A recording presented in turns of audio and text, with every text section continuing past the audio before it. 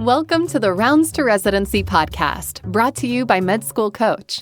Each episode, get clinical rotation advice and tips to prepare for your externships and residency in healthcare.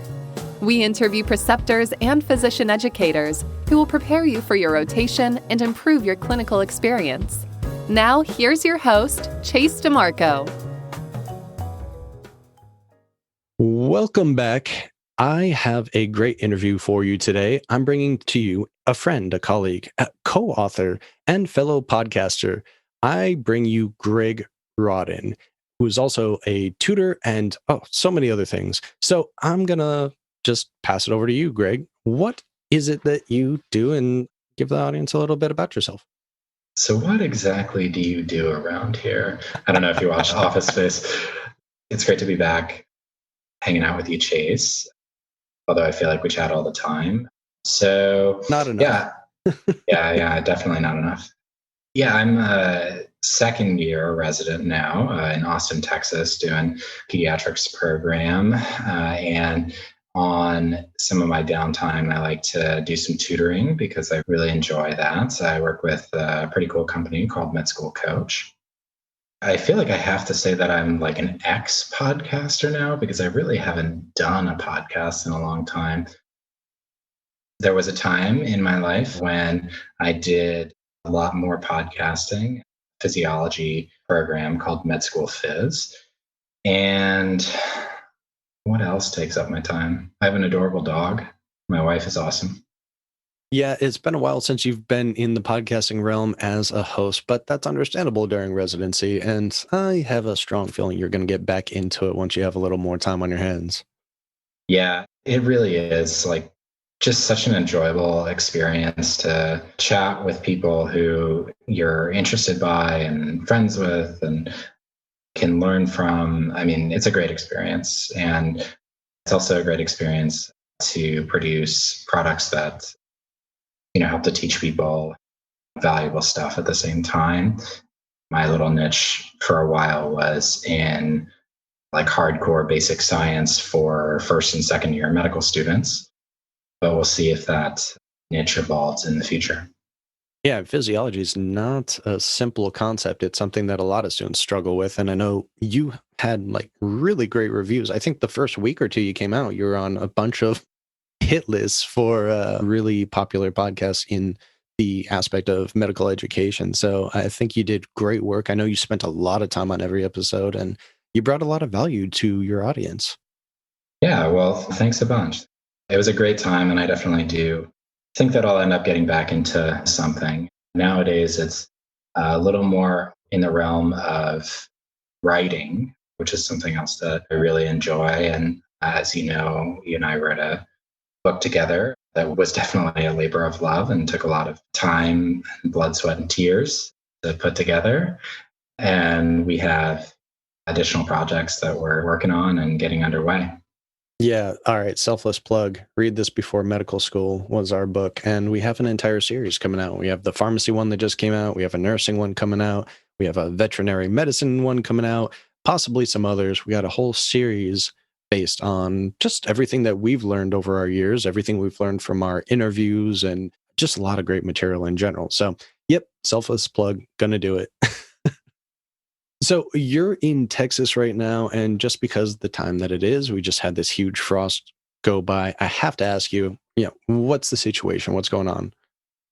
So thankfully things are really on the upswing now, but it was getting scary for a few days last week between losing power in basically across the entire state because of semi-unforeseen circumstances by the power company that decided to remain separate from the rest of the United States power grid, as well as losing water at the same time, makes for a pretty scary environment. And especially when you also have hospitals losing water, like how do you wash your hands? How do people go to the bathroom? That was a rough experience being in the hospital at that time, but we muddled our way through it and the best that we could. And thankfully, everyone was really understanding with just how crazy freak scenario that really was. It was truly a freak storm, but we are on the upswing. Well, I'm glad you, your wife, and your dog are safe.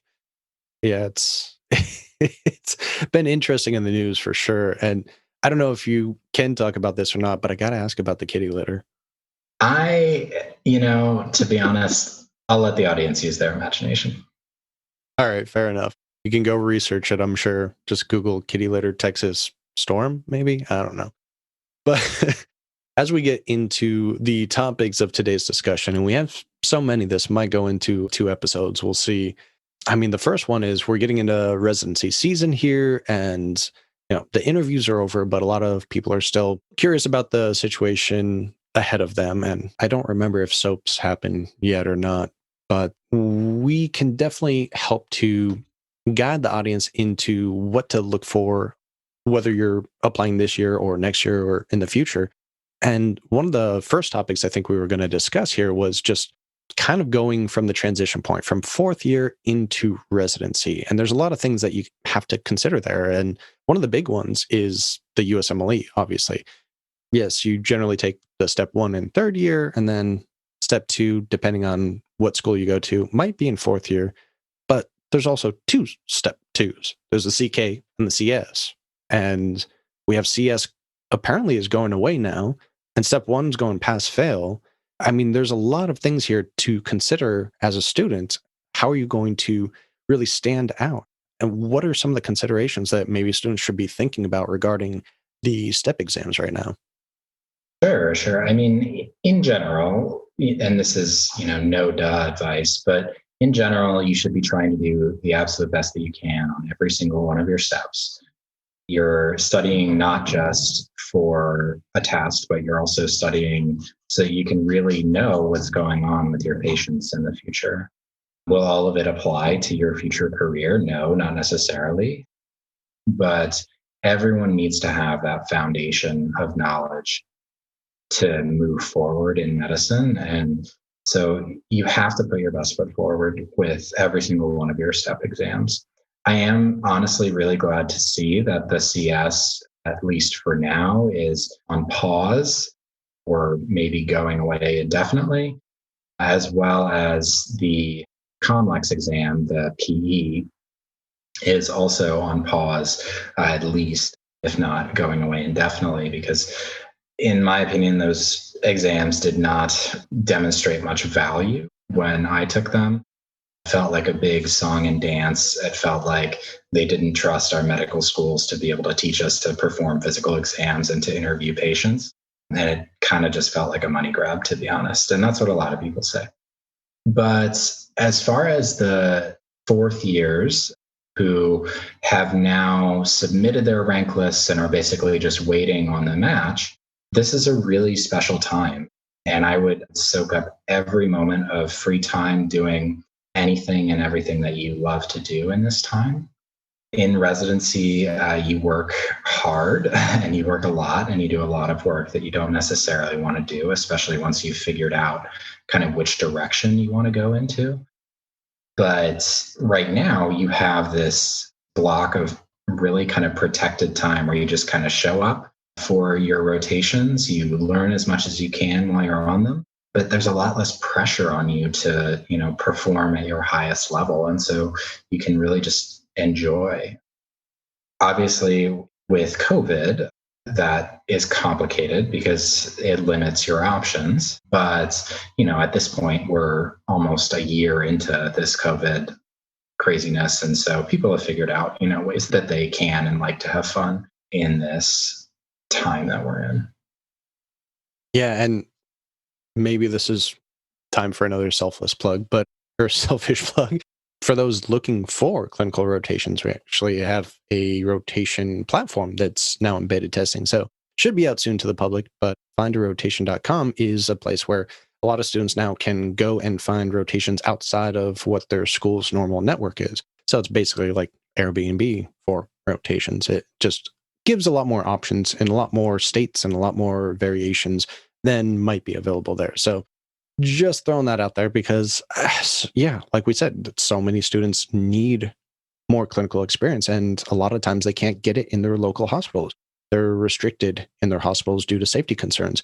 But there are other options out there. There's telerotations, there's private clinics, which you're not going to get the same experience, but it's better hands-on experience than just sitting at home and not doing anything.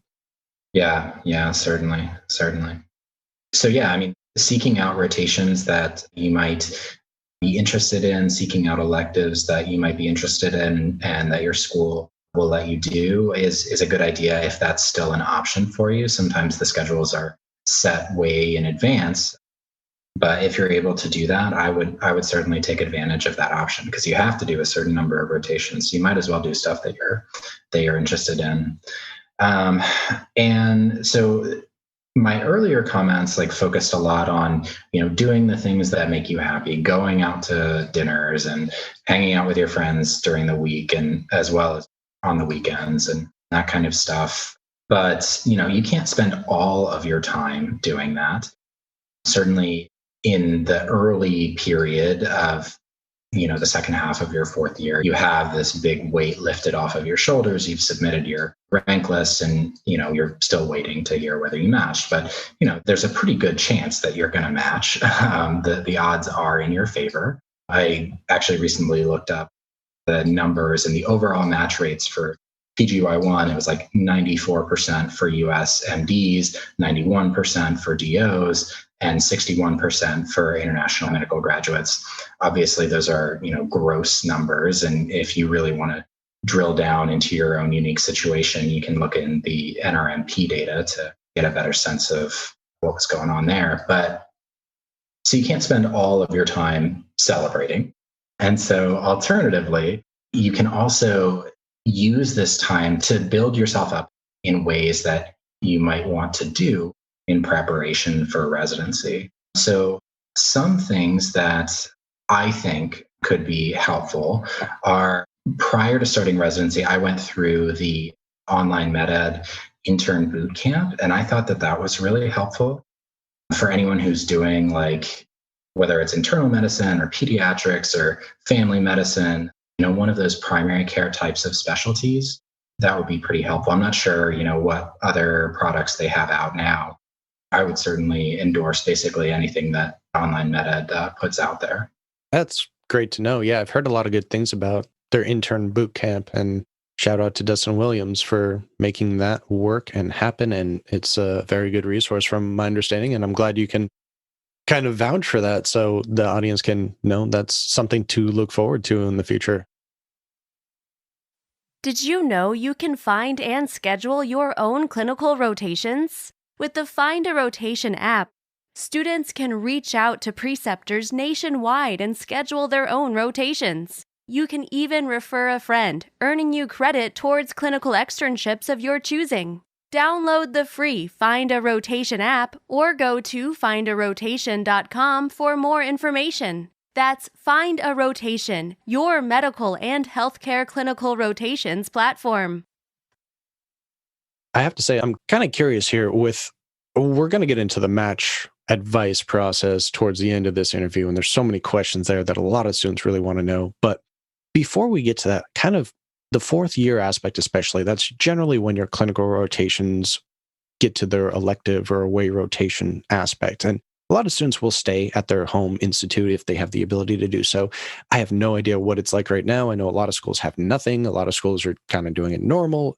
But when you're really at the fourth year, you're kind of thinking about what residency you're thinking about going into, or at least maybe 2 or 3 options at that point. Obviously, you need to have some experience in that field to know if you're going to like that one or not. What are some tips that students might find beneficial for looking for the rotations? And maybe also if they're looking for a certain specialty, but maybe it's a very competitive one, so they can't get a rotation at their school. Like, just in general, how to approach that whole situation. Sure, yeah. So there is a centralized process that students go through to apply for elective rotations. So that really contains the bulk of any rotations that you might want to do. Some hospitals don't go through that program. Of course, I can't remember it off the top of my head what exactly it was called. But Some hospitals won't go through that. And so you can like go onto the hospital's website and see if they take visiting students, or if it's unclear if they take visiting students, just call the office of, it's usually going to be like the Office of Graduate Medical Education or something like that, or some kind of like residency program coordinator, that kind of thing. And you can call them and, express your interest and ask if they take away students. Okay. Yeah, I think you're probably talking about the VSAS and VSLO, I think is the other acronym. Yeah, unfortunately, a lot of schools, well, at least a lot of smaller schools, and especially foreign schools like mine, don't actually qualify for that system. So we weren't able to use that, which is kind of part of the reason I had to use these third-party agencies and why I came out with Find a Rotation, because the Visiting Student Learning Opportunities System, or the Visiting Students was the application system, I think, is VSAS. It's the same thing. But yeah, that system's great for a lot of people, but it's also really finicky. I've never heard a positive review about from physicians that have used it in the past. It's clunky and the data is very outdated often, and you have to do all these application fees, and then there's no guarantee. And it sounds like a headache if you're trying to do something like that. So I'm glad there are other options that are coming out for that, but I can understand the, I guess, planning that might go into something like that. You need to think of what you want to do. You need to think about what specialty, what location, and obviously do all the different funding application fee aspects anyway that go into that.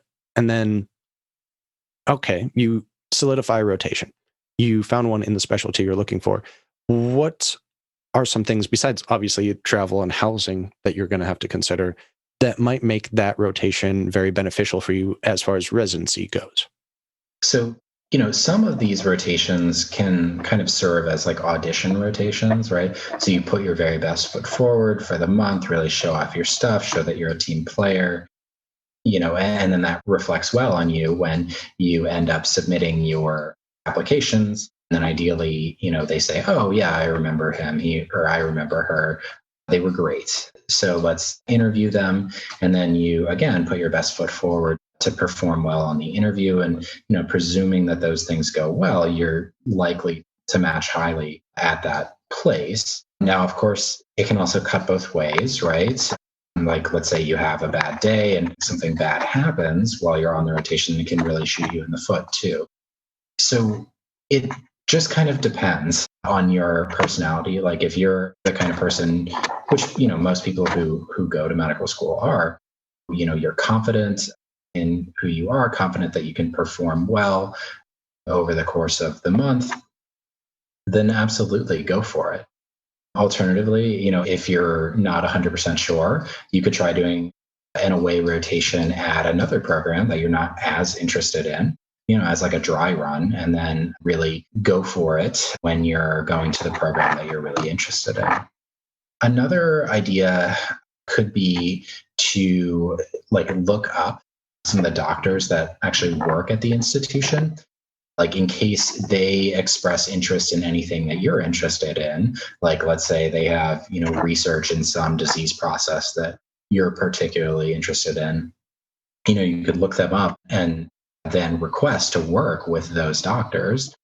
That's certainly a very proactive thing that you could do in preparation for an away rotation.